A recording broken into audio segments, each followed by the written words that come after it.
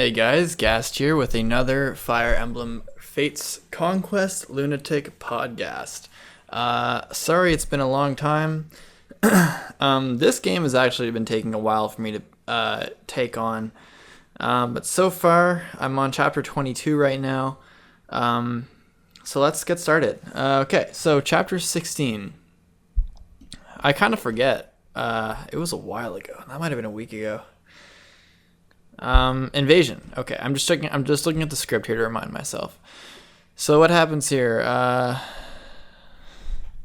So Gunter comes back, and Hans talks some shit to him, and Gunter just like takes it.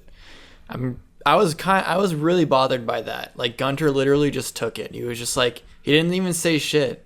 And I guess maybe Hans is above him and he can't talk back, but like, dude, what the fuck does Gunter have to lose anyway? Like, I get that you're a dedicated old knight, but come on, man. Like, I'd be fucking pissed.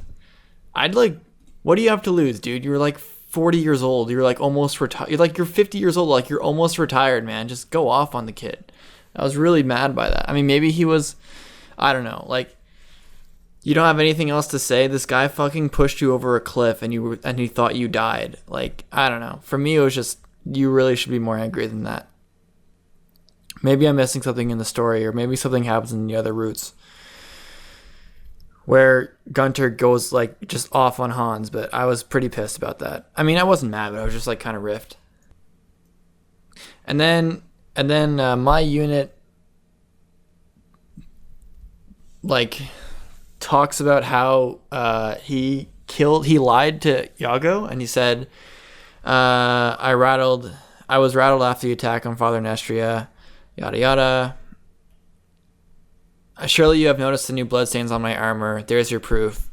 I'm not sure who they were, but they threatened the royal family. That alone is the reason enough to destroy every last one of them, is it not? After all, rebellions are like seeds. We must salt them before they can sprout. Have I acted out of line? Let that be the last time you question my loyalty. I don't like that scene that much. Like, it kind of like, because it implies that, okay, this is probably a personal thing for me, but it seems to imply that Corrin is capable of like deception, which means he should be less naive, because he himself is more capable of lying to people. He straight up lies to Yago, who believes him. And I don't know if Yago actually does believe him, or he's just like, or Garen is so stupid that he believes him too. Or maybe maybe it's convincing enough and he's a good enough actor to convince Yago. But if that's the case, then like, Yago seems stupid. It's just, I don't know, man. I don't like how Corrin is able to deceive the most conniving guy in the universe, in this world, the most conniving person. And with that said, I don't understand why Corrin is still like naive. Did he develop like some cunningness that I didn't see? Is he like less trusting now, or did something develop from chapter 11 or chapter 10 or the beginning to now that makes Corrin capable of like deception, or was he always deception? It just doesn't seem like a thing for him to do. I'm sorry, I'm supposed to get this vibe that he's supposed to be this like naive, like righteous person who wouldn't tell a lie. But then he does, and it's just like, where did this come from? It just seems like a really out of character thing for him to do. And it obviously it comes off like seamless, because I mean, they make it as believable as possible, but for me it's like, I don't see how this was a legit thing for him to do. Like, obviously he had to. I don't really understand why Yago is spying on him, and his spying just seems so inefficient. Like, it's like it's a really nitpicky thing for me. I'm not gonna touch up on it for that long, but I don't like how Corrin straight up just lied, and it just seems out of character for him. It just seems out of character. He's so bent on this thing where he can't do anything wrong, and he thinks what he's doing is like, well, I mean, he questions himself on whether this path is the right one, which I can appreciate, because it shows that he's actually like self-aware. But it just that whole deception thing. I don't know. Maybe this literally could just be me. Tell me if you guys think the same thing. Like, do you think Corrin straight up lying just seemed like an out of character thing for him to do, or do you think that Gunter should have had a better reaction than just ellipses points and just giving him a scowl? If I feel like if I was Gunter, and I'm a seasoned warrior and I've seen a bunch of battles and shit, I'd just be like, you disrespected. First of all, I'm older than you. Secondly, like, you straight up disrespected me big time. I'd be more mad. They both seem like out of character moments. Anyway, then Xander comes out of nowhere. Calls himself Little Prince. This is the sort of thing that makes me think that Conquest is sort of aimed towards being the female route. Little Prince, like, dude. I don't know. Little Princess seems more... Like, calling someone Little Princess is more believable than calling someone a Little Prince. I think, because I read Xander's supports, and his supports are really good. Except for Perry's supports, which I don't like. I just think Perry's one of the worst characters I've ever seen in Fire Emblem. Like, period. Like, straight up, period. I think she's one of the worst. And the reason I think she's one of the worst is because her support, like, she barely develops in her supports. Like, barely. Like, she learns her lesson in some of them, but, like, aside from that, like, she's just, like, way too, like, psychotic. Like, she's fucked. And she, like, and what I don't like about some of these supports and the lack of detail for me is, like, she'll, like, learn a lesson sort of about like how killing is a bad thing or whatever. But then in some of her other supports, it's like she totally forgot those other supports happened, and it's just like Felicia almost fucking dies. Like, she like how is that cool? Like, how is that a fun support? Like, I think most of her supports are bad.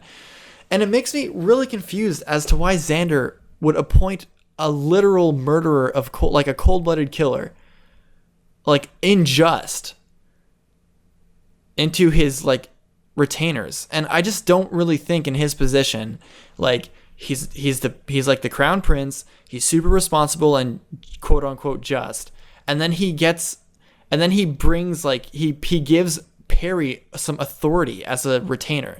And for me, it's like, what? As Xander, wouldn't you just be like, sorry, but you're going to jail or something? I know he doesn't have power in the house that Perry is from, but seeing someone fight in a tournament and that being enough is just like, it just makes me think that Xander isn't really, he has flaws. Xander has flaws. They're not really explained, because Xander's supposed to be this, like, stalwart, like, pillar. But he has flaws. Not in, like, a character develop way, in the way that I think is just, like, his character is bad because Perry exists. Like, Perry should just not exist in Fire Emblem. I'm sorry if you like her. I don't at all. I think I had a really bad first impression. Man, I'm ranting so hard right now. Don't worry. Okay, maybe not. Praise will be coming. I'm just saying. I don't like Perry that much. But that said, Xander's supports are amazing. I love his supports. I think what's really interesting about Xander for me is that he seems like the most Fire Emblem character in the game. He's a prince. He's a royal. He speaks with, like, he's noble. He's just. He does things for, like, the betterment of. I mean, you can argue whether he does things for the best with the best intentions in mind regarding Nor, but he seems to be, like, the most ground, and all the royals for that matter, except for Elise, who seems kind of. I mean, she's Elise, but whatever.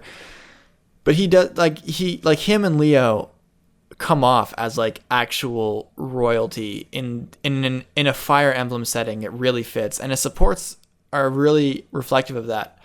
I spoiled myself on the supports. They seem just believable and in character and nice. And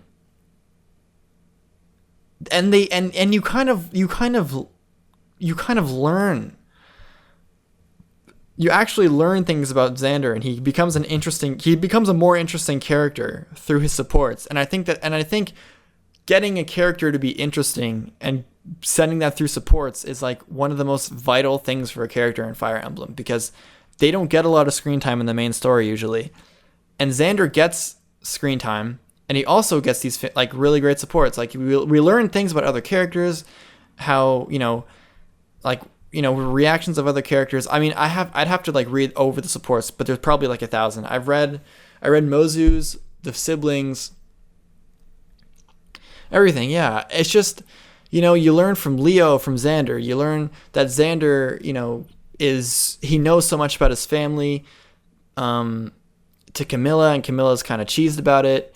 And with Elise, I kind of forget what he does. With Mozu, her wish of meeting a prince like comes true, and like Xander totally is aware that it's kind of like not a right thing for a prince to marry a villager. And whether you want to, whether that's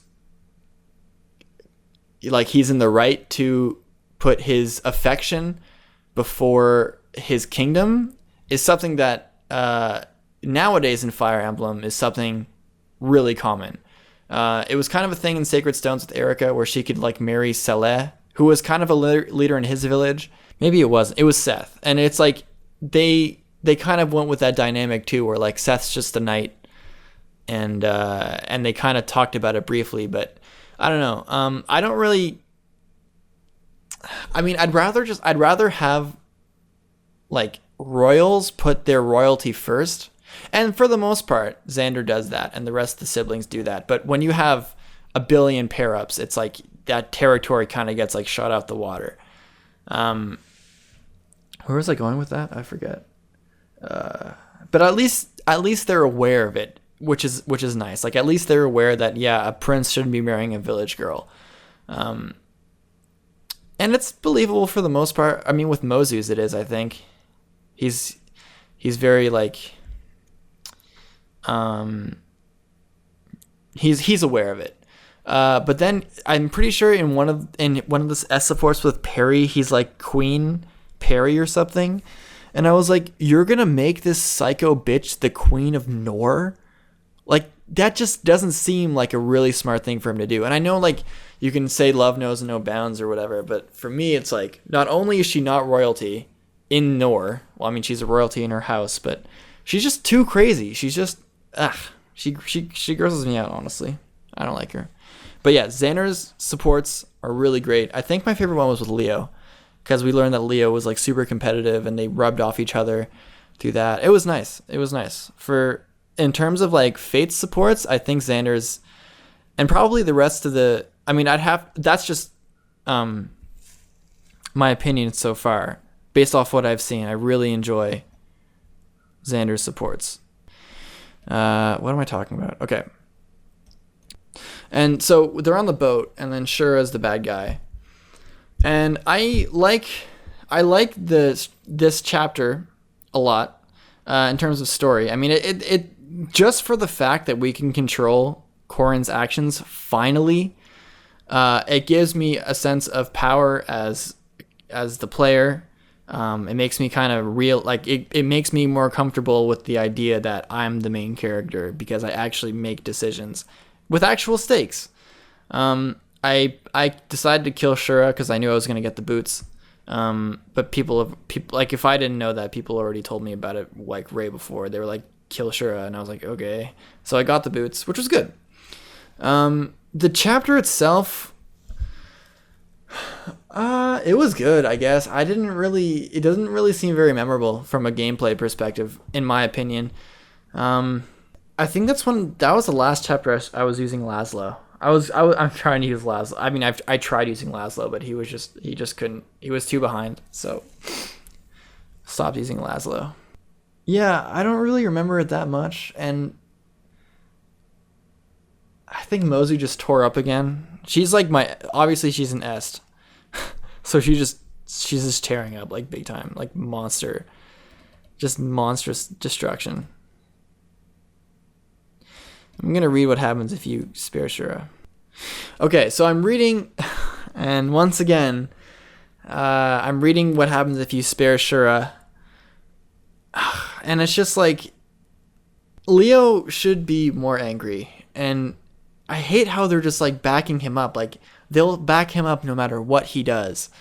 And it's just, man, this is objectively a bad decision. And they're just like, yeah, well, I guess it's your decision. It's your call. Like, no one's opposed to it. And I'm like, dude.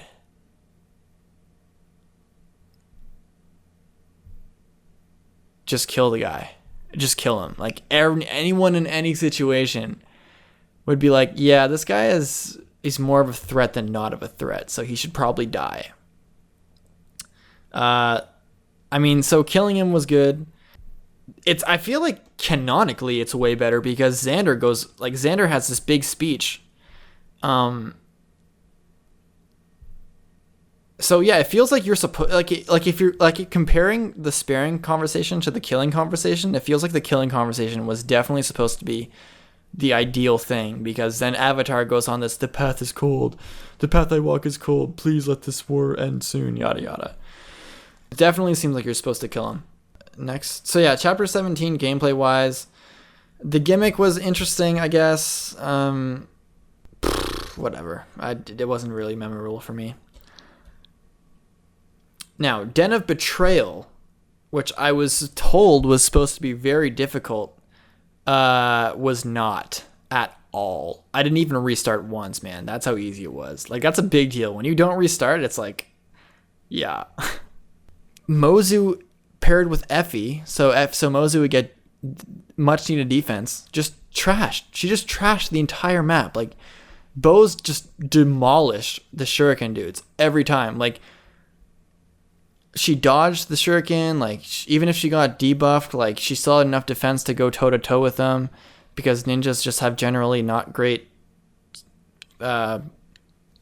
strength. Or ninjas, yeah, that's what I said. And then Kataro was trash in a single turn. Saizo did his thing. He disabled the caltrops for me. But honestly, like, it was not hard. If you have Mozu, and I didn't even use the Dragon Veins. Like, I used maybe like one or two just to block off for strategy, because obviously that's what I'm supposed to do. But I ignored a lot of the Dragon Veins, got the chests. It was a non-issue. Like, I used the Dragon Veins like once or twice. It felt like they weren't. It felt like they. No, I mean, I like their usefulness there. If you have Mozu and you like grinded Mozu and like you put effort into making her a sniper, it's game over. It's actual game over. Like, total destruction. Mozu crushed those guys. Yeah, it felt like it was over in a second. Really easy stuff. Yeah, and then Corrin, who is established as someone who is skilled at deception and is aware of how to deceive people, gets deceived by Kataro. Like, and it was like the most obvious betrayal ever. Like, it was so blatantly obvious that Kataro was going to betray them and he was going to try to trap them. And Corrin just straight up I appreciate all the help. And it's just like, how are you capable of deceiving Yago and Garen, but you can't see through this? And again, like, Leo's not there to say anything. Xander doesn't say anything. Like, they wait till like the end. It's just, it's so frustrating. Like, it's not frustrating. I'm just tired, and it kind of annoys me. And when you're tired, things that annoy you just kind of get like more annoying than they should be. The writing is weird. Like Azura coming from like the right side saying, I have cleared my area. How did you do that? Yeah, it's just, why would Corrin buy into this so easily when he literally just is so capable? I feel like if you are capable of such legit deception, to the point where you like you make a convincing performance to get to screw over Yago and Garen. I feel like he would be way more I feel like he'd be more skeptical about this kind of stuff. But yeah, the chapter, I don't really know what it's like without using Mozu. I wouldn't ever do that. And then Kaze, or yeah. So story wise, it was like whatever. I mean, don't really know how this contributes to anything. I don't even remember. Maybe it does contribute to something. Is it to develop Kaze's character? Because he develops like Saizo's character more than Kaze's. And since no one dies, it wasn't really... I don't know. When everyone survives, it just feels like, well, I can just let you die anyway. Like, the stakes aren't really that high when I can just be like, well, you're not even going to die. So, Dragon Veins were used sparingly. Yeah, it just kind of felt like whatever. Tell me what you guys think of chapter 16 and 17, because for me it was just like whatever kind of like they weren't memorable chapters. 16 was definitely more so because of the choice, but that's about it. And Black and White, which is a pretty controversial chapter, I feel like, in the community, because Zola literally could have ended the war if Xander was just...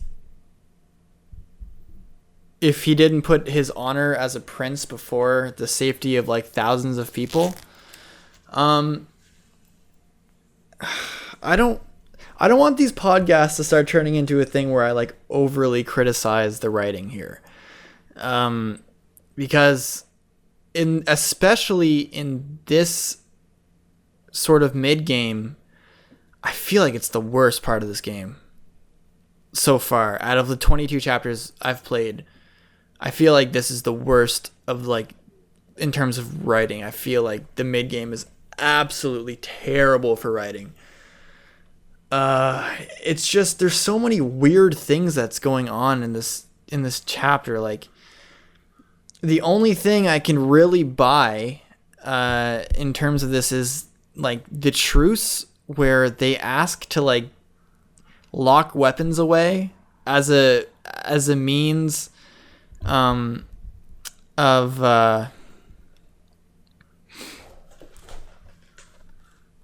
as a means of peace, which makes sense, I guess.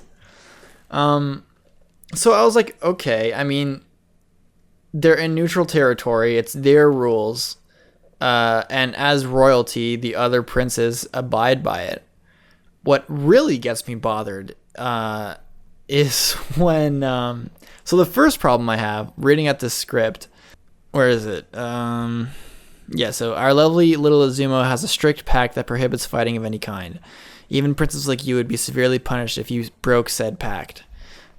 So let's all just put those nasty weapons away and enjoy the supper. That's an order. So I was like, okay, I can buy that. Now, this is where it starts to get red flaggish.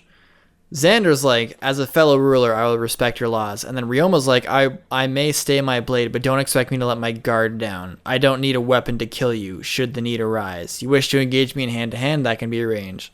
So the literal implication here is that the Hoshiden, and especially Ryoma, is trained in hand-to-hand, which would be obvious. And so you'd think that because that Ryoma thinks they can go hand-to-hand, Ryoma gets captured by two generic, like, first-class, like tiered, like, unpromoted soldiers. And it's like... they're... like, what? How is this possible? Like, obviously Xander is more powerful than these generics. Obviously Ryoma is. And obviously, Korin doesn't even need weapons. He's a fucking human weapon. Like, he can literally turn his arm into a fucking Pac-Man mouth. Or into, like, a drill or something. Or just straight up just turn into a dragon. And, like, he doesn't need the Dragonstone to do these things. So he already is armed, but he lets this shit happen. And Ryoma can't fight 2-on-1 against these Norian generics? What? Xander doesn't do anything about it? What? Corrin, despite having dragon powers, just kind of accepts it? What? Yeah, and then he's like, I thought all violence was accepted here. And then Zola reveals himself. So then it's like, I mean, I guess it was sudden, but like, are you kidding me? Like, Hinoka gets captured, Ryoma gets captured, Takumi gets captured from fucking generic soldiers. Like, seriously, man? I mean, the Ryoma one was the worst. It was like, you can clearly do something about this, but because the story is forcing you guys to be captured, you are going to be. I feel like there are some ideas here that could work, but they're executed really badly. Like, and if you think about it, like, it starts to not make that much sense. Like, does Corrin not possess the ability to use dragon powers? Does Xander and Ryoma not have the power to defend themselves against generics? Like, they can't disarm them? And then this is what really pisses people off is, let us set free our sworn enemy. And it's like, are you sure you should do that? Like, I won't have us win the war this way. We will end with honor or die trying. Or the lives of hundreds of thousands of people that you're to blame. And then it even gets even weirder. Like, Zola isn't one to postpone violence. We haven't much time. 20 turns to beat the chapter. Okay. And Zola isn't even in the room where they're supposed to die. It was like, the writing just seems so bad in this chapter. And then Leo's like, contemptible fool, this may be our father's way, but it's not ours. You are a mockery and a disgrace. It sickens me to think that there are people like you, blah, blah, blah. So Zola dies. And then they have a feast. So I'm assuming during that time, they cleaned up all the blood. They threw out all the Norian bodies out of there. And they just pretended like this thing never happened. They just killed Norian soldiers. Like, they had to straight up just kill all of them. Like, they won't, like Corrin won't kill Hoshiden soldiers to spare their lives or whatever. But he's going to kill his own soldiers to give them like a safe face. Is anyone else bothered by that kind of shit? Like, to save face, they straight up kill a lot of Norians. Like, a lot of Norian soldiers. Their own soldiers in a neutral territory, and they dump the bodies to make sure that nothing gets back to Garen that they killed their own soldiers. To me, that's just really fucked up. Like, to me, that's just like, why would you even do that? And like, I don't know, man. That just seems really stupid to me. Like, you won't kill Hoshidans, and you feel bad about killing Hoshidans, but they don't even give murdering Norians to save face a second thought, and no one seems even like opposed to the idea. Again, it's like, this stuff happens because the story has to keep going somehow, and they don't really think like how dumb this sounds. You can end the war here, and you're afraid about honor? Like, that's what you're worried about? You just killed your own soldiers. Like, do you really give a fuck about honor? Like, is it honorable to kill your own soldiers and literally betray your army to save face? To not get caught by Garen? Like, and I guess maybe if they delved into this more and they were like, yeah, what we did was pretty indefensible. But no, they don't. They just like, they blame everything on Zola. And like, they kill Zola. And it's just like, okay, well, what about everyone else? And what are like the long-term implications of this? Like, is Garen going to be like, oh, by the way, Corrin,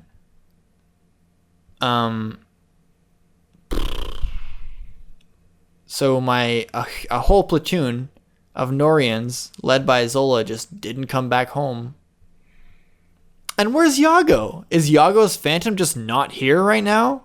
So Yago is going to follow them in the Rainbow Sage's castle or whatever. Then in some random place in the forest where Corrin and Azura are chilling. And then just not in here?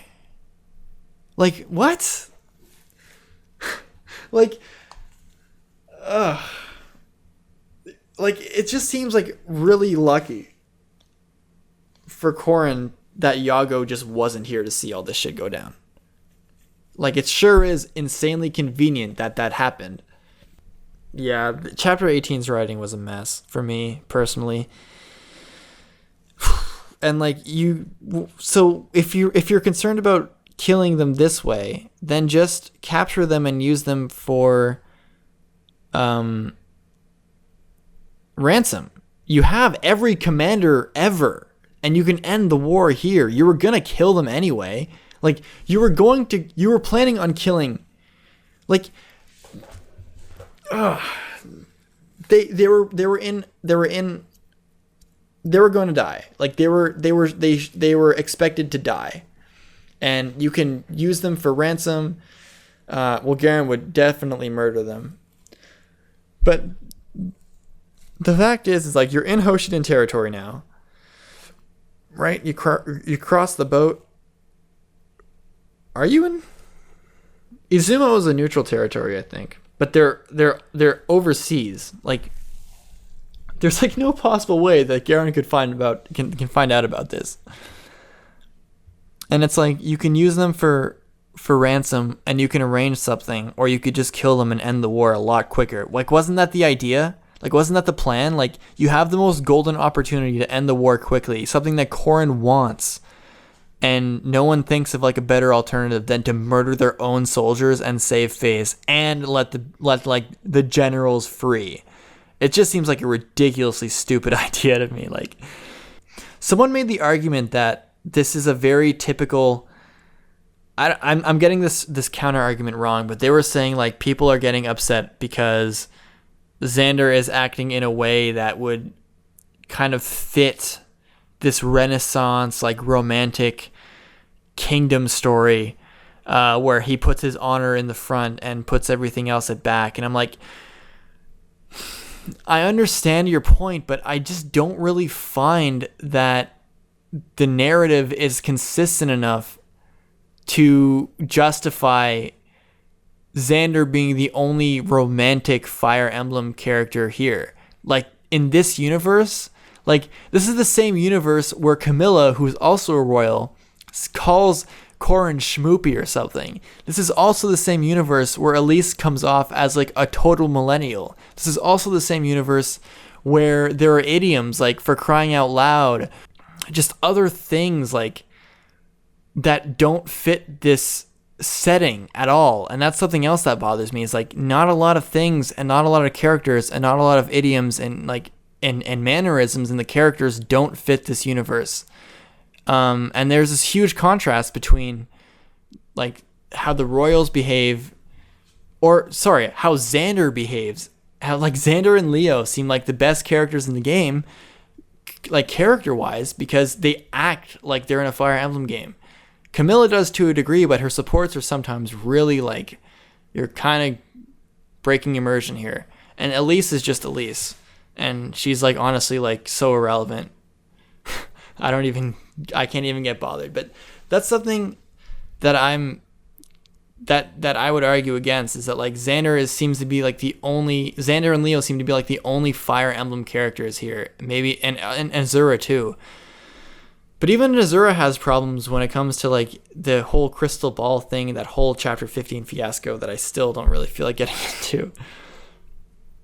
So story-wise, I think this is a big, stupid, dumb thing.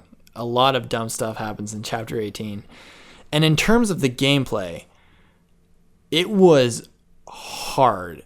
Chapter 18, honestly, might be like one of the hardest chapters, like of sheer difficulty and like just punishment. Like, the beginning was so brutal. Like, the right side had sorcerers, but they had seal resistance and like Mjolnir and like Nosferatu and like these really like powerful spells, and they had seal resistance. And I swear to God, I've had to restart the beginning of chapter 18 so many times because I just kept dying in like the first 2 turns. Someone kept dying. And like, oh God, I had to make big time adjustments. That chapter was very, very hard. Because the right side with the sorcerers, like, get out of here. Like, no one on my team could survive a single round. The most defense I could do was Felicia with Bowbreaker, but then she got sealed, and then, or sorry, Tomebreaker, then she got sealed and got killed again. So I had to, and luckily enough, this is a weird thing. By some stroke of luck, I had enough visitor bonus points to get the Illusory Yumi, which gives plus 10 resistance. And I was like, I'm getting my ass fucking demolished right now. So I took the Illusory Yumi and gave it to Mozu, and then paired Mozu up with Elise for an extra resistance boost. And still all that resistance buff, and she could still get like just like, it felt like I was hopeless. Like that right side was hopeless. No, it was also the Enfeeble. Like the maids, okay, like it was just a death trap. Like the maids had Enfeeble. So my 29 resistance buff that Mozu had was nerfed by the Enfeeble, and then nerfed again by the seal magic, seal resistance. So that right side was a total torture fest. And in terms of the left side, I bought a hammer. Like these are the adjustments I made. I bought a hammer for Camilla, and Xander had the Armor Slayer, and they were tanking the left side with the generals and stuff. Finally cut through that group of enemies. And I actually completely avoided the bottom right and the top left. The bottom right and the top right. Like with all the Cavaliers, I didn't even touch those guys. Like I literally like just moved. I moved in a way where they wouldn't be in range. So the first thing I actually was able to take care of was the bottom left side with the generals, and then I had Camilla hammer the center general, and that opened up space. And then I pulled off some crazy strats with like dancing buffs, and just I think maybe even some like strokes of luck. Ended up killing some heroes on the center left. And then that opened up opportunities. I think as I was sort of like cutting through the generals and stuff, I think I had maybe Kaze or Elise eating Enfeebles just so that wouldn't be a problem. And finally the Enfeebles died. The Enfeebles died out. And I think I just bum rushed and killed all the sorcerers. On the bottom, I had Camilla and some more units down there. I think Korn was down there as well. And I had Mozu up because I was going to put Mozu to kill Zola, which she obviously did, because Mozu's just like the boss killer. She is so amazingly efficient at killing bosses. Her skill and speed are actually insanely high. Like they're absurdly high. And she's an S, so all her other growths are like decent enough. And she just trashed. She just like went off. She totally just crushed all of those guys. It's pretty fun stuff to watch. Mozu just totally torched. And then Camilla accidentally killed the general boss before I got the second chest on the leftmost chest. But after I got through after I cut through those sorcerers at the right side, and ignoring the Cavaliers, the horsemen on the bottom right, it was manageable. Like it was a manageable chapter, but the beginning was game over. Like the beginning was nothing I could do. Like literally, I felt so helpless. I was like, there's literally nothing I can do to beat those sorcerers. So I had to just. it was just so punishing, like having the enfeeble and the seal resistance. I don't know what it's like in hard mode, because maybe seal resistance isn't a skill that that those sorcerers have. I remember in Mangs' LP, he managed to get through that chapter on his like first or second try, and I mean the only issue that I was having was like, I mean, I think even with seal resistance, Mozu would have had like 23 resistance, but the enfeeble just totally trashed me, and it was fucking hard, man. Oh god, it was rough. It was definitely a rough go for that chapter. But in terms of like, did I like it or not?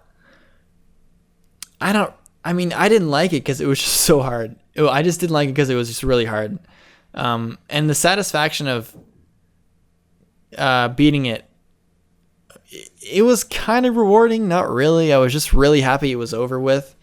It was just really pissing me off. And it just kind of felt like that right side was just absurdly OP. And I was just like so fucked. Like just so fucked up. I feel like whenever there's an instance where your party is split up, you should just not bother and just like reunite as soon as possible. Like, I'll get to that later. I'll talk about that whole, how splitting your army just seems so worthless. Like it just seems like it's useless. Like you're splitting your power in two teams against two forces that are equally that have the might of one army in each side. It's like you're fucked if you split your teams, it feels like.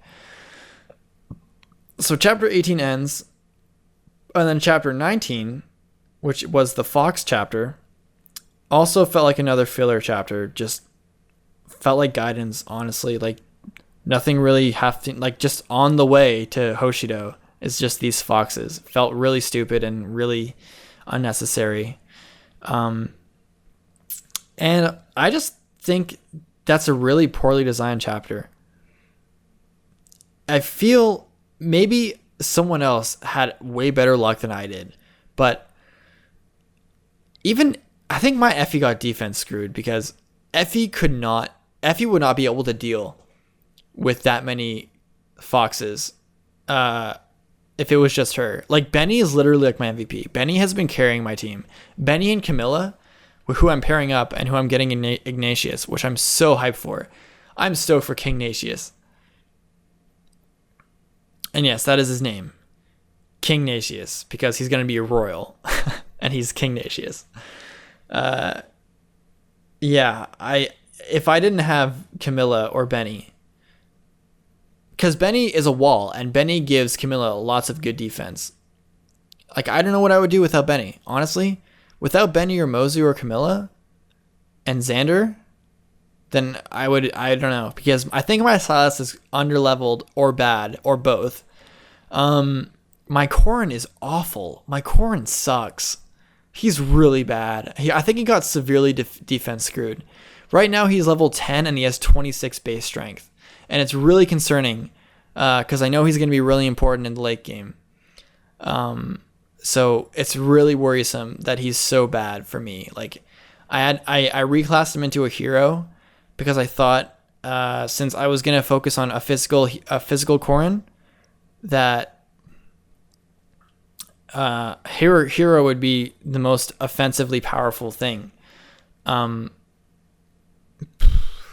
But his offense is bad. His skill and speed is high. His defense is okay. But his strength is just like 26 and you have 10 more levels to go. I don't know what the cap is for strength, but dude, I'm worried. I'm genuinely worried about the late game if Corrin isn't strong enough. Like, I don't want it to be like fucking like when Ike is not strong enough to take on the Black Knight or whatever. That would suck ass. That would really be shitty. That'd be super bad. Anyway, so the Kitsune chapter, honestly, Arthur died because some of the foxes have passed, which was really frustrating. And it's just like you're at such a disadvantage. Like all of the foxes have Beast Killer.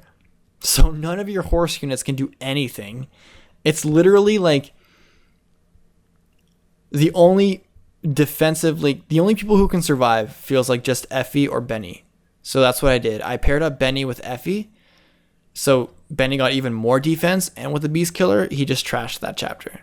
Like, it just seems like a stupid... Oh, God. Design-wise, it was a mess. It was just so bad.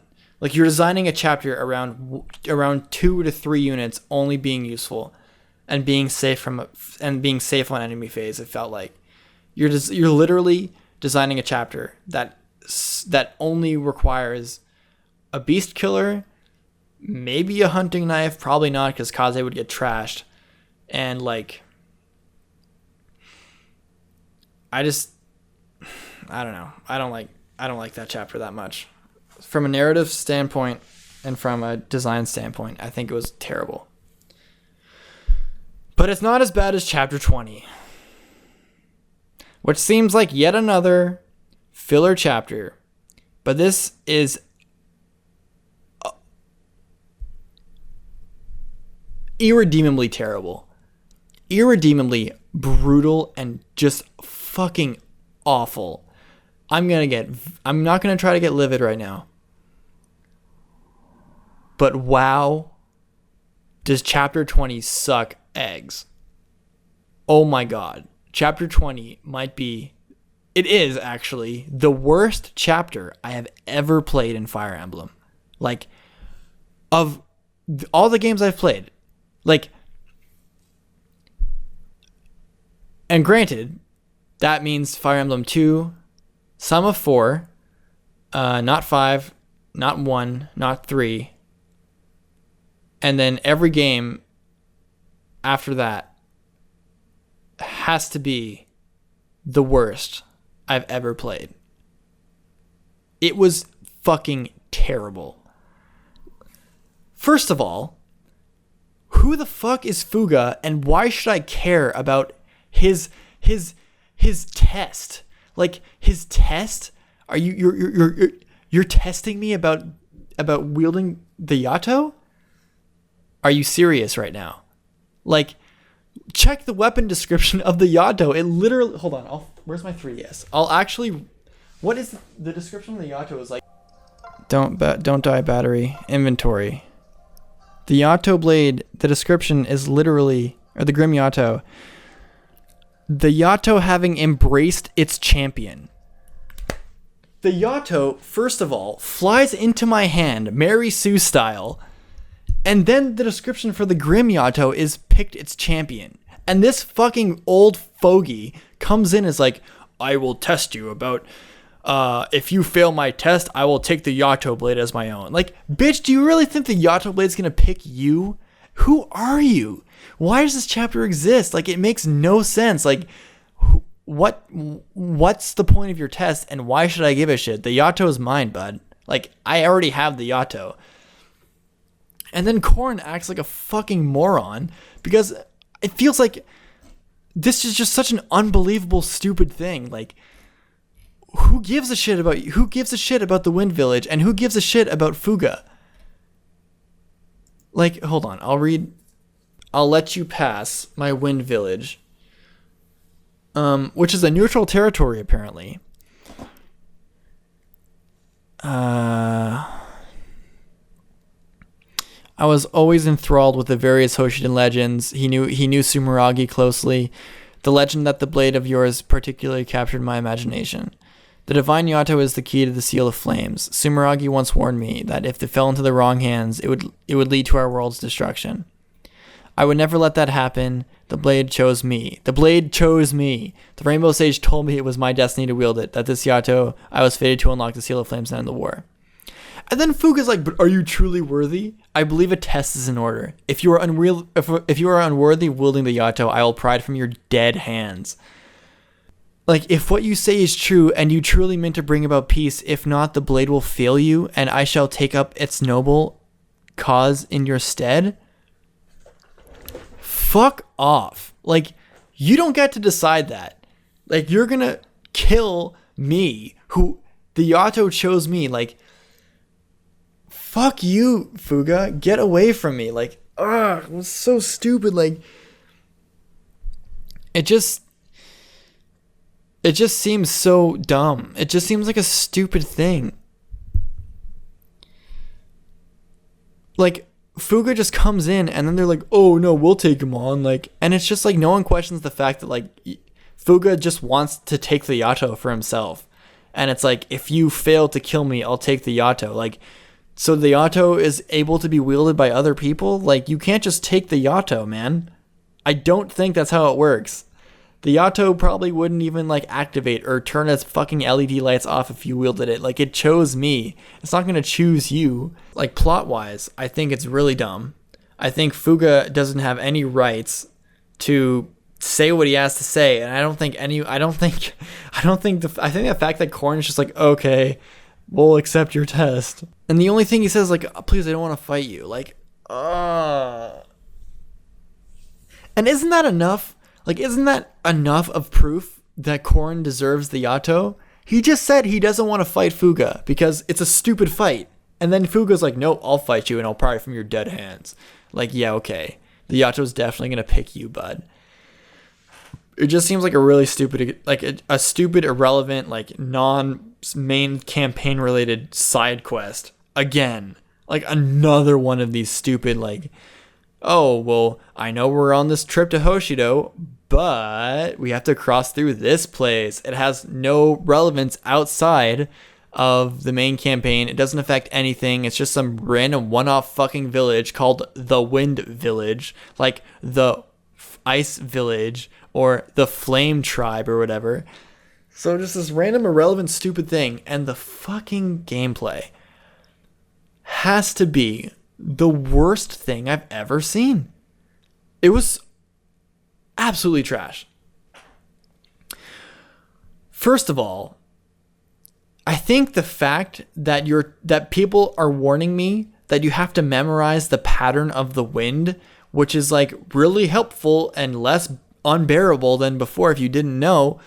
And it's like, how am I supposed to memorize this pattern without going to guides? If I decided not to go watch guides or not to like figure out the pattern, then I'm fucked. But if I do want to figure out the pattern and I don't want to look at guides, I literally turtle. It's like, do you want me to just take my time? I don't know the pattern to this. It's super cryptic and seemingly unpredictable. And it's like, you seriously everyone's encouraging me to either cheat the gimmick by looking at guides or cheese the gimmick by turtling until I figure out the pattern, in which case I'll be carried everywhere by this dumb wind, and I probably won't even have time to memorize the pattern by watching the patterns instead of just looking at guides. So I didn't look at any guides. Fucking, I didn't even care enough to like memorize the pattern. This game doesn't have ambush spawns, but it sure does have really bullshitly placed reinforcements. And that's one of the reasons why I think, like, I haven't really spoken to a lot of people like regarding chapter 20 who have a problem with the reinforcements in this chapter. But they are very annoying and they are very bullshitly placed.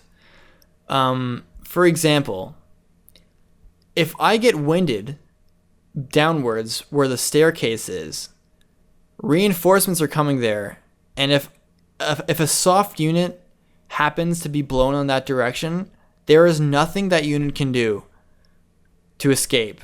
It's like if it's a foot unit, I lost twice, like 2 or 3 times to that shit. Just like I was blown into a crowd of enemies that weren't there before, and then they were. I mean, okay, it's a staircase, so obviously if enemies didn't show up yet, they're going to show up. But how was I supposed to know? Like, how was I supposed to know? How was I supposed to know those reinforcements were coming on that turn? For the first time, it's like, well, those reinforcements came. I was doomed to restart because I was going to lose like 2 units. Bullshit. Things I can't control. Losing to things I can't control. And I'm not going to burn a rescue staff.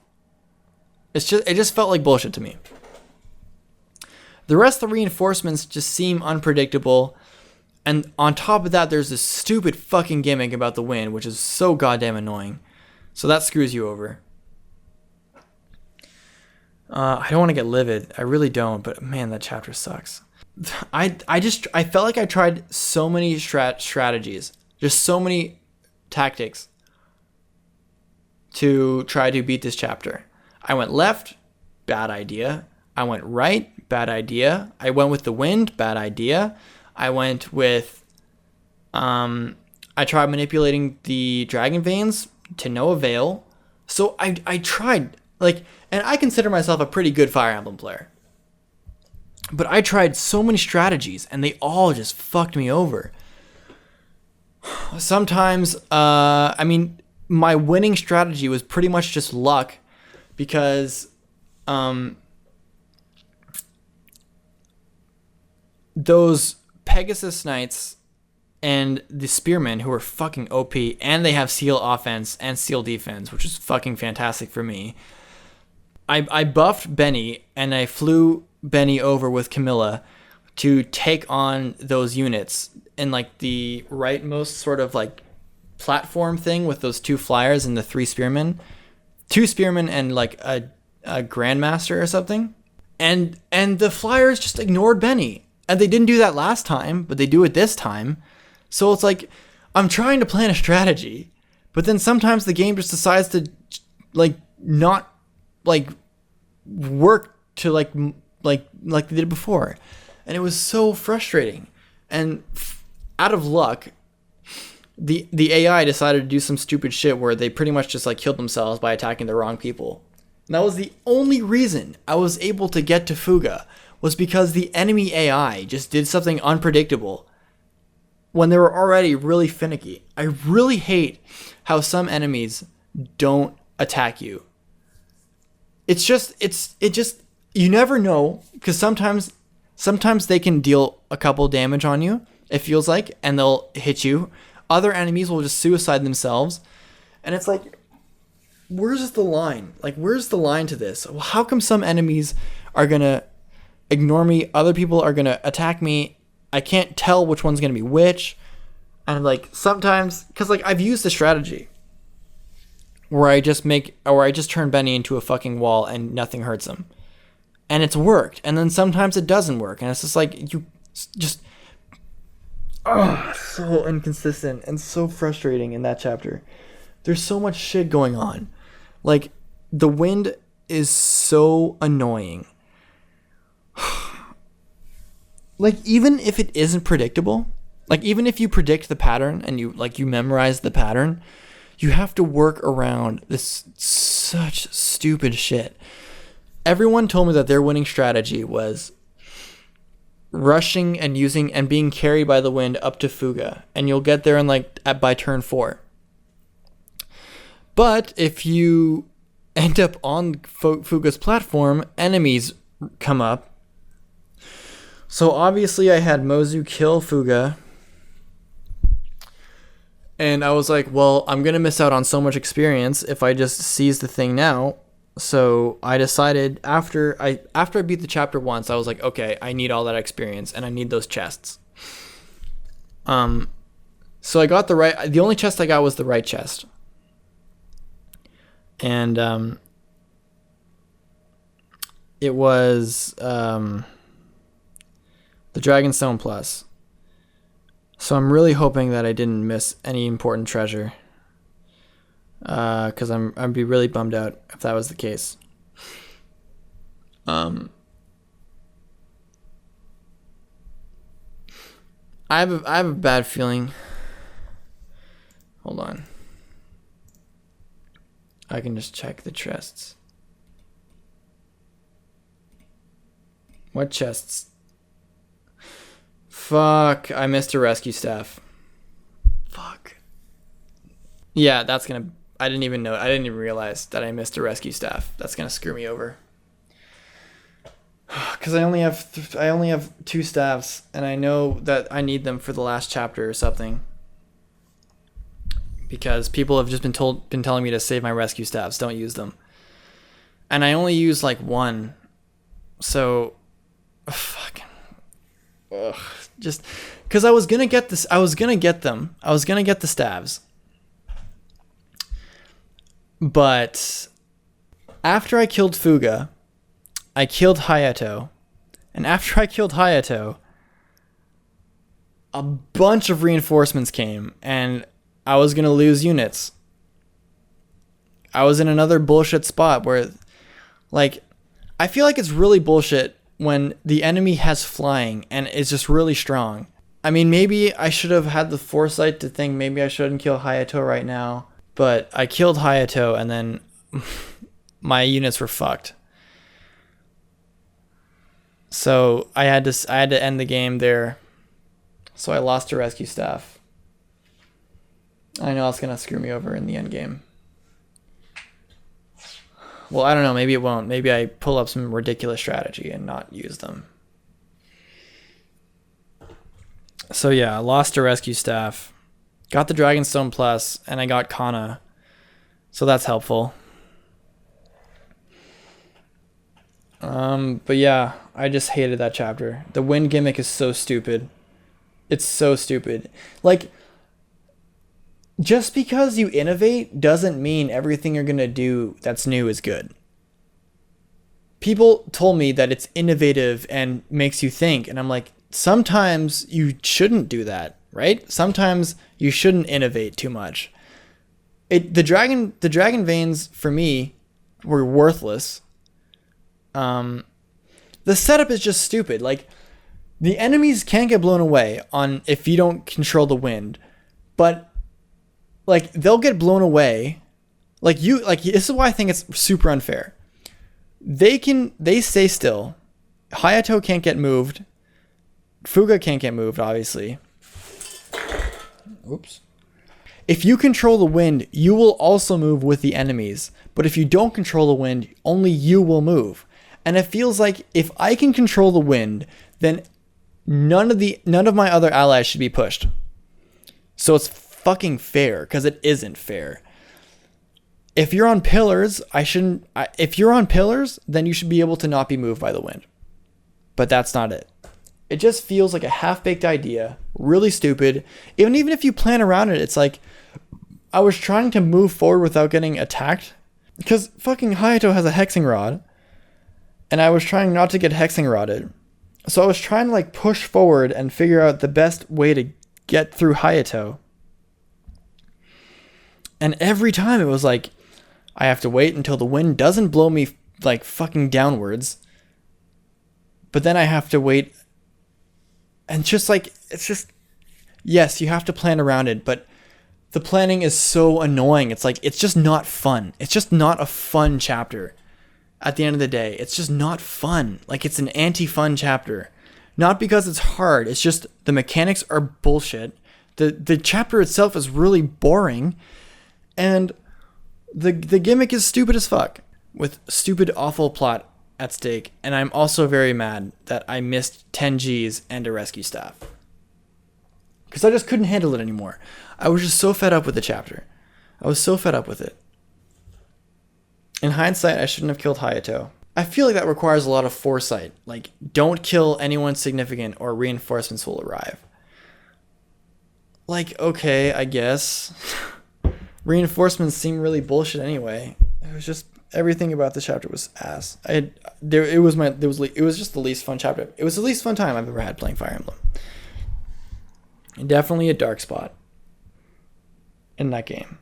And then chapter 21 was with Lilith dying. Don't even get me started with that. I've already been really pissy. If you've been following my Twitter, you'll know that I've just been like super angry and super negative towards Fates lately.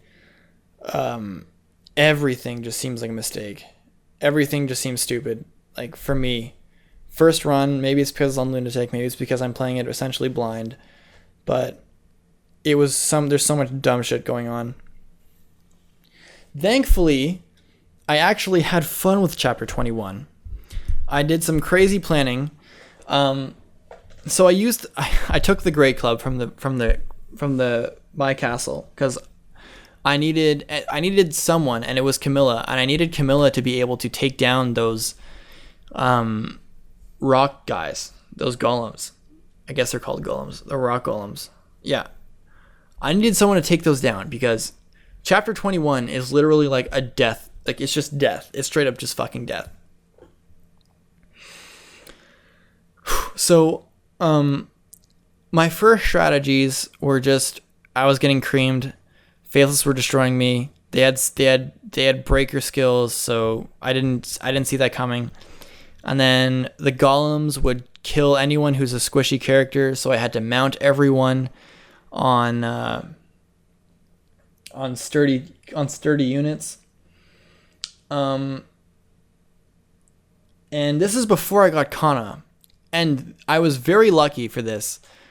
Korin and Mozu were very close to S ranking, and I could do I had the opportunity to do the invasion, the second invasion chapter. So I did that, finally beat that invasion chapter. And if you look at my castle right now, it's straight up just formed like really messy and really bad looking, just so I could beat that invasion chapter for the second one. So I beat that invasion chapter, and I'm able to get the Kana chapter.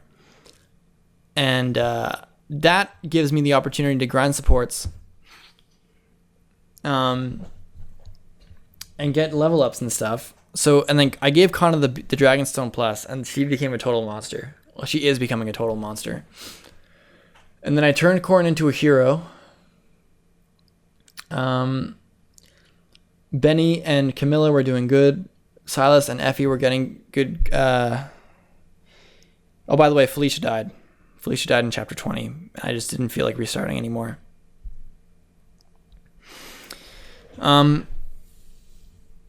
So yeah. Anyway, my adjustment for chapter 21 was after getting Kana. It just gave me more bulk. And I think at this point I was pairing up Selena with Leo. Selena, like Leo's weaknesses are really apparent, but once Selena is paired with him, it's like Leo just becomes a machine. I'm working on Leo and Selena getting paired up to S rank and just getting Forest, but I know that Forest with Selena as a mother is probably like the worst choice because Selena isn't magic based at all. So that's going to be painful.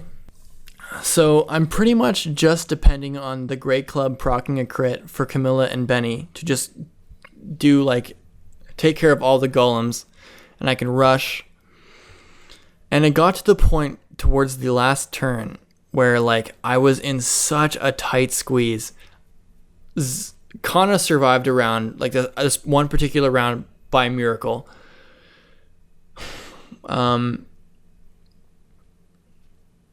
And there was just this one instance where like I had to pull out the most baller strategy ever. And I didn't record it, obviously, because it was way too stressful. Basically, there was the last two dragon veins that were still open, and I was very close to the end. So I had Xander by himself, and then I had Xander with Aqua, and Camilla was by herself this time because I had to use Benny to wall out some stuff. So Xander goes forward. No, it was Xander and it was Camilla. It was Camilla. So basically, I had Camilla. Camilla got sung by Azura, was able to get to the top left dragon vein. And after I got that dragon vein, I pushed everyone to I wanted to get everyone to the end. And then my plan was to get Camilla to Dragon Vein the final Dragon Vein, but I had the foresight to put my offensive units in a position where they could fight the boss that turn, because I had the foresight to know that once Camilla got on that Dragon Vein, that there were going to be enemies that would block off that Dragon Vein. So I set up my units in a way where if that was the case, then they were able to kill and clear space for that Dragon Vein. And that's what happened. So I was really proud of myself that I called that, because I know Fates likes to throw like fair reinforcements at you. So I had Camilla fly over, get the Dragon Vein, get everyone in a position where they can get to the end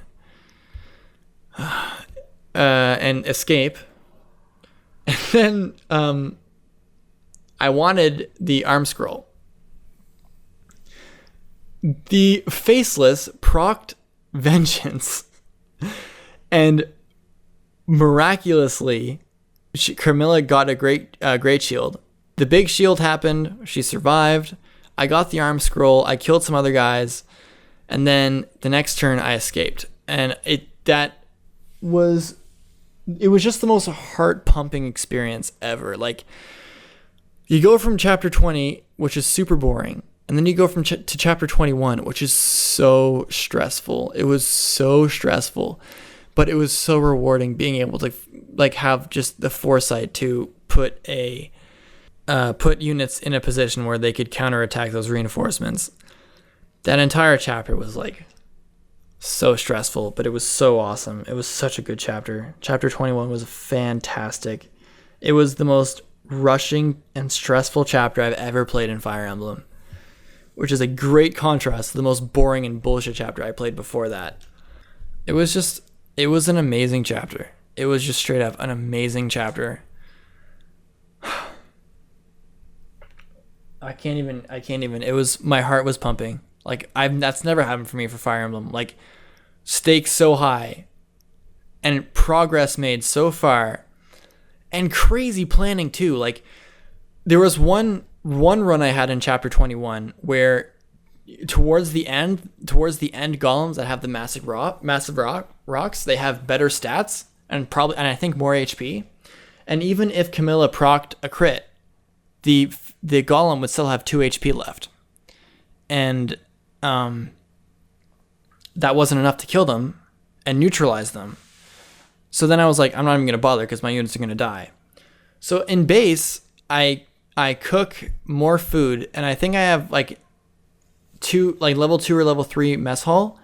So I make like meat and wheat, anything that helps defense and strength. And then I gave Camilla a strength tonic, just so she would have enough strength to one round any golem she came across if she procced a crit, and the crit chance was 66%. So that was happening.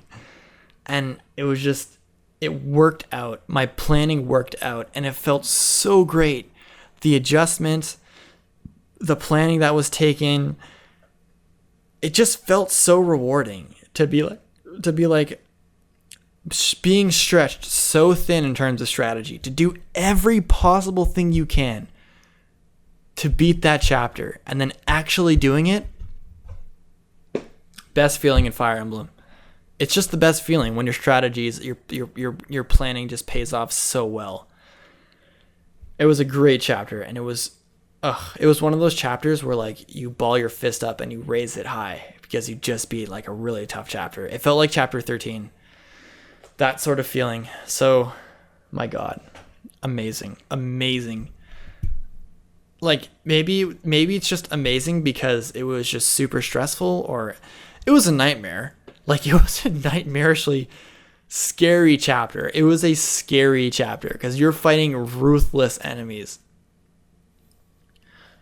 And then Lilith died. It was so stupid. Like, fucking dumb. Watch my video about that with Mangs, because I don't feel like going back to that. But yeah, chapter 21. a lot of people said it was bullshit.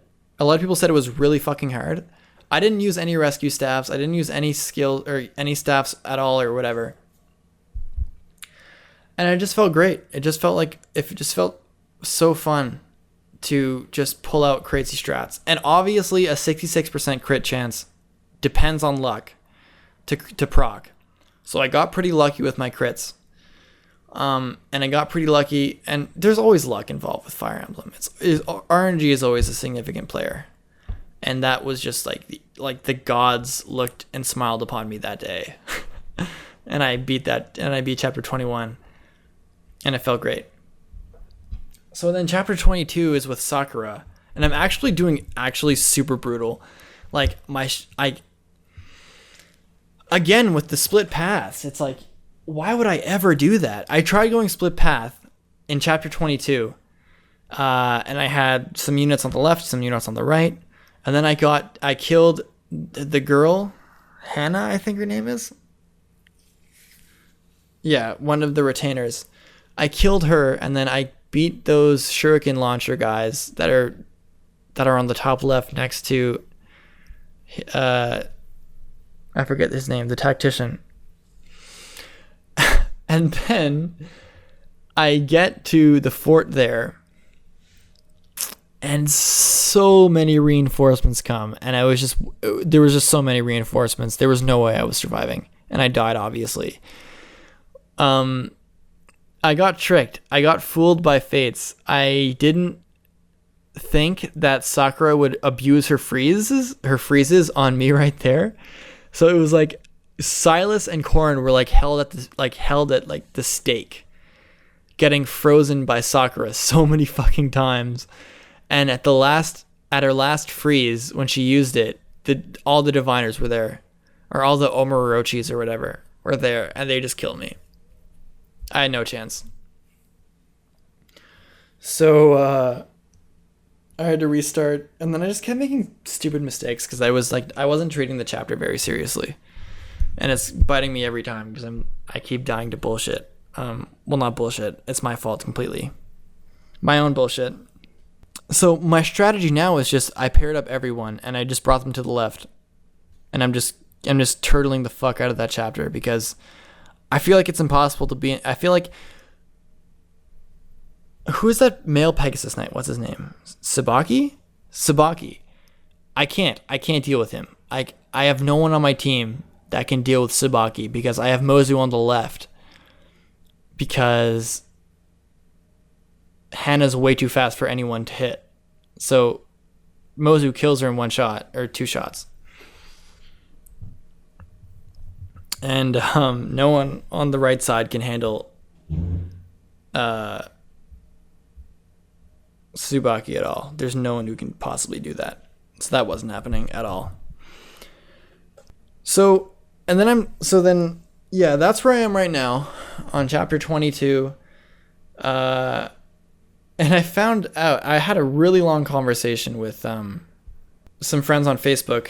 We were basically talking about my pair-up options, and I found out that you can actually grind supports in my castle battles, which I did not know. And I'm kind of hesitant to kind of cheese supports like that. I've gotten this far doing very suboptimal things and just relying on skills that the characters already have to get as far as I did. But in terms of pair-ups, I have Leo paired up with Selena, and I know that's probably going to be really bad for Forest. But Leo is a monster with Selena as a pair-up option. Leo is finally coming into his own because Selena's there. I tried pairing up Kaze with Perry because Perry is Perry's weaknesses, or Kaze's weaknesses is what Perry can fix. So she's finally useful for once. Silas and Effie. Silas, I feel like my Silas has got RNG screwed, or is just too underleveled or something. My Silas feels so useless. And Corrin, his strength is bad. Xander with Aqua, and they should be S ranking in the next chapter. Benny and Camilla for King Natius, And I'm so hyped for that. I'm so stoked. Like Savage Blow Ignatius with like, oh god, I'm so hyped. Oh my god, I'm so excited. I love Benny, man. Benny and Camilla is just like a death machine. Benny and Camilla are carrying me, and Mozu. Those are the only 3 units that seem to be carrying. And Xander's picking up big time. I think it's because Xander's weaknesses is what Azura helps him with. And the fact that I'm using Camilla so much as an outside her own army pretty much, because she's soloing a lot of stuff. The fact that Benny gives her extra like survival skills is really good. Mozu was with Corrin, Xander, Silas. Yeah, so that's everyone who I have paired up with.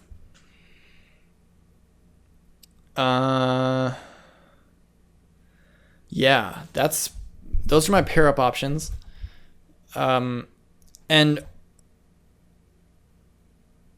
what I'm worried about is what my Facebook friends were saying in our conversation, that was my Corrin might be too weak to handle Takumi and Garen. But they kind of assured me that the Shadow Yato was broken enough that he was going to be fine. I have Corrin as a hero. And I'm waiting for... I know he's going to learn Soul. He has Good Fortune, which is really helpful. And he has... he just got HP plus 5. And he has Draconic Hex, Dragon Fang, Nobility, and whatever.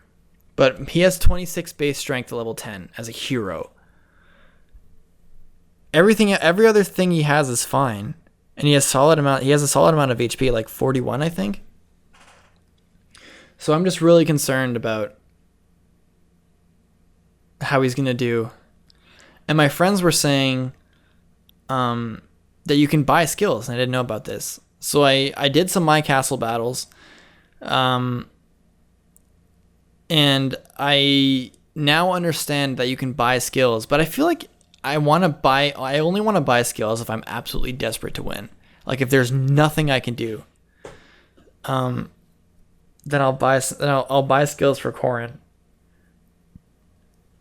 But he's a hero right now, so I'm trying to grind his axe rank up to C so we can use a dual club against Ryoma. Because I know that Ryoma is going to be a problem for Corrin. And my friend suggested that Corrin gets Swordbreaker and a dual club, or just dual club, and that'll be enough to take on Ryoma. So that's going to be a thing. Can someone help me out and tell me what I should do if I don't have rescue staves available? Okay, I think I have 3 uses of rescue. So I have 3 rescue uses right now. Can someone tell me why they're so important for chapter 26 or the last chapter? Because I really hope I didn't doom myself. And a lot of people have been saying some chapters are really impossible, and those are the chapters that I did fine in. I'm getting Shigur, and I'm getting Sigbert, and I'm getting other kids and stuff, and I'm replacing Silas with Ophelia. No, not Ophelia, Sophie, because my Silas is just not doing that great. And if I have to buy skills, then I will, but I want to wait till I desperately need it, and that's why I'm really being conservative with my money, because I'm worried that if I spend too much, then I'm fucked. So that's that. That's where I am right now. This is a really long podcast. So that's where I am. I feel like the mid game for Conquest from like after 13 to chapter 20 is really bad. Like a lot of the chapters in the story is really rough. Not good writing and not good gameplay. It's just a lot of the chapters just aren't fun. That's the thing. Like even with the rewarding strategy that I was saying before, like the fun you have in Lunatic is when you get a rewarding strategy going. Winning isn't fun in these chapters. Winning's finally started getting fun at chapter 21. Whew. So that's that. If you have any more advice on chapter 22 to the end game, please let me know.